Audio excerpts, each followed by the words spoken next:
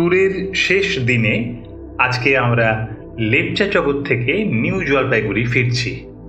ফেরার পথে দেখে নেব জোরপোখরি লেক, সীমানা view point, Gopaldhara tea garden এবং সব শেষে মেরিক লেক।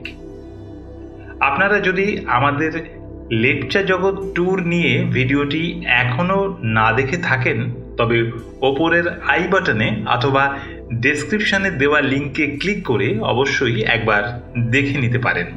তাছাড়া আমাদের এই ট্যুরের সমস্ত ভিডিও সান্দাকফু ট্যুর প্লে লিস্টে দেওয়া আছে, আপনারা ইচ্ছা করলে ওই ভিডিওগুলো একবার দেখে নিতে পারেন। তাহলে চলুন শুরু করা যাক আজকের ভিডিওটি।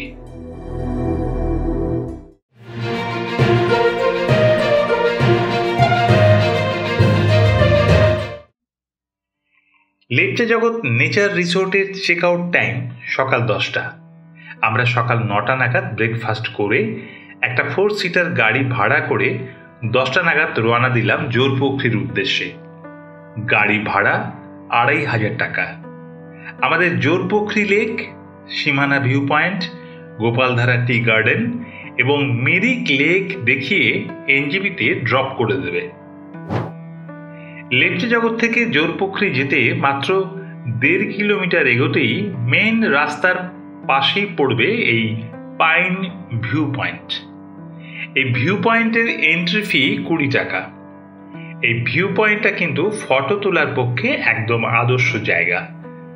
যদিও আমরা এই ভিউ পয়েন্টে উঠিনি, কারণ আমাদের মন তখন পড়ে রয়েছে জোরপোখরি লেকে।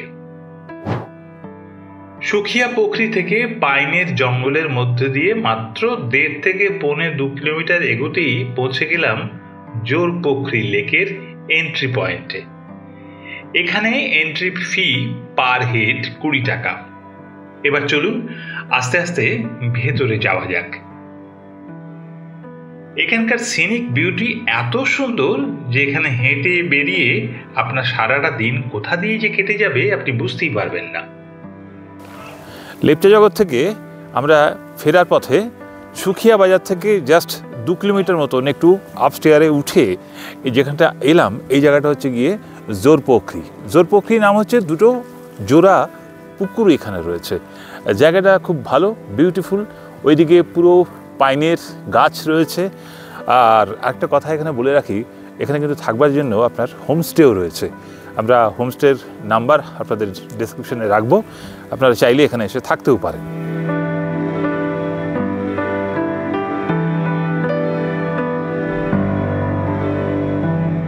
তো আমরা পায়ে পায়ে হেঁটে চলে এলাম এখানে। এটা জোরপোখরি ট্যুরিস্ট লজ, এটা পরিচালনা করে জিটিএ। তো এখানে ফোন নাম্বার আছে, আমরা ফোন নাম্বার ডেসক্রিপশনে দিয়ে দেবো। যদি আপনারা চান যোগাযোগ করে এখানে এসেও থাকতে পারেন। জায়গাটা কিন্তু খুব সুন্দর জায়গা, খুব ভালো জায়গা। নিরিবিলি যারা পছন্দ করেন তাদের পক্ষে কিন্তু এই জোরপোখরি ট্যুরিস্ট লজ একদম আদর্শ। আমাদের সঙ্গে থাকুন, আমরা জোরপোখরিটা আরও কিছুটা জায়গায় গিয়ে আপনাদেরকে ঘুরে ঘুরে দেখাচ্ছি।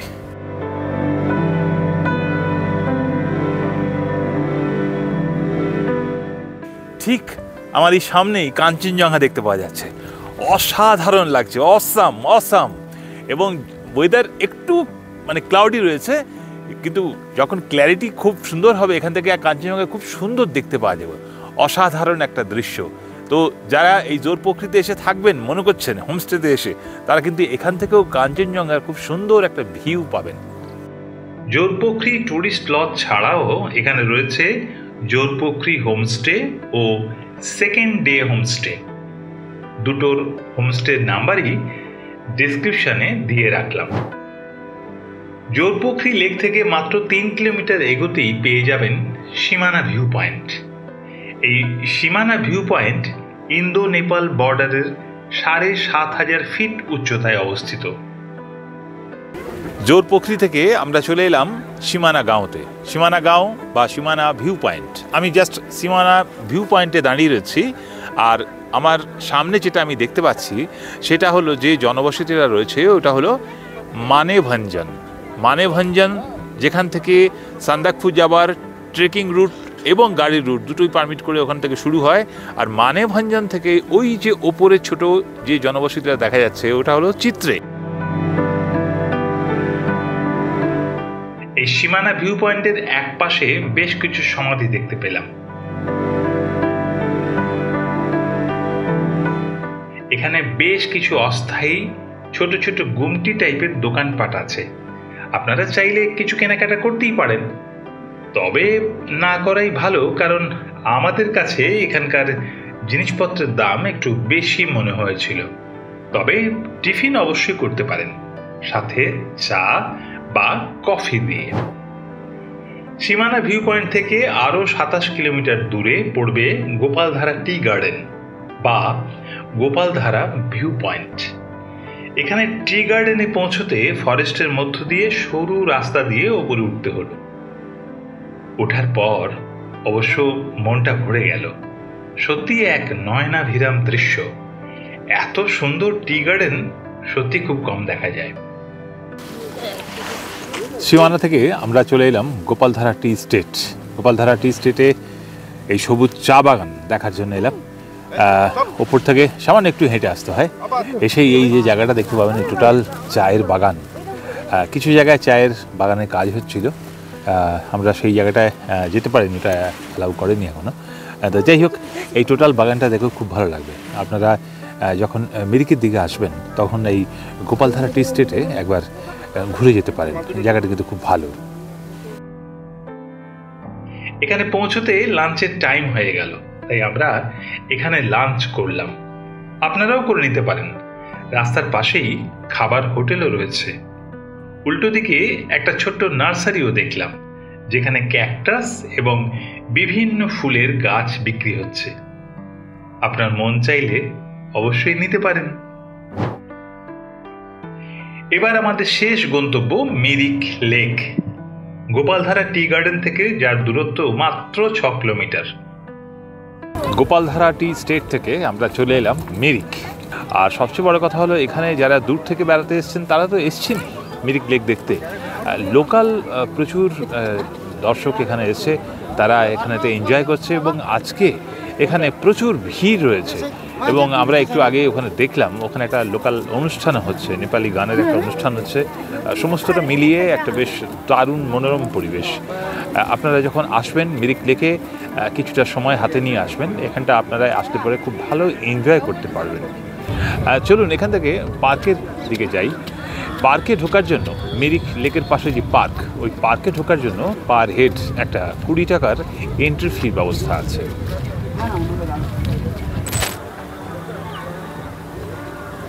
মিরিক লেকের কাছে এসে যদি এই ঘোড়া দেখে আপনার টকবক টকবক করে চাপতে ইচ্ছে হয়, তাহলে কিন্তু একবার ট্রাই করতে পারেন। এখানে 3টে রাইড আছে, একটা 160, একটা 320, দেন 640। এই 3টে রাইড হচ্ছে একটা জায়গা অবধি নিয়ে যাওয়ার জন্য।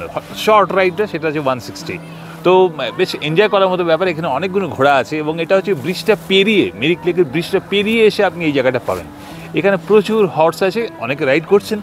মিরিক লেকে যদি বোটিং করতে হয় তাহলে আপনাকে এইখানটায় আসতে হবে। এটাই হচ্ছে গিয়ে টিকিট কাউন্টার, এখান থেকে টিকিট কাটতে হবে। এখানে 2 রকমের বোটিং আছে, একটা হচ্ছে শিকারা বোটিং, ওখানে একজন লোক থাকে যে ওই বোটটাকে পরিচালনা করে নিয়ে যায়, সেটার চার্জ হচ্ছে 500 টাকা এবং 25 মিনিট সময় দেবে আপনাকে। আরেকটা হচ্ছে প্যাডেল বোট। প্যাডেল বোট নিজেদেরই কিন্তু প্যাডেল করে চালাতে হবে, চার্জেস করে বসতে পারবেন সেখানেতে। আর সেইটার টিকিট হচ্ছে কি 400 টাকা এবং সেটার টাইমিং হচ্ছে 30 মিনিট।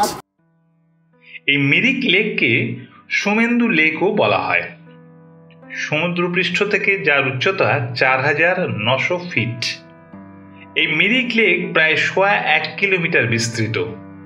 এই প্রসঙ্গে একটি কথা বলে রাখি যে অনেকেই মিরিক হয়ে দার্জিলিং যাওয়ার পথে এই স্পটগুলো দেখে নেন।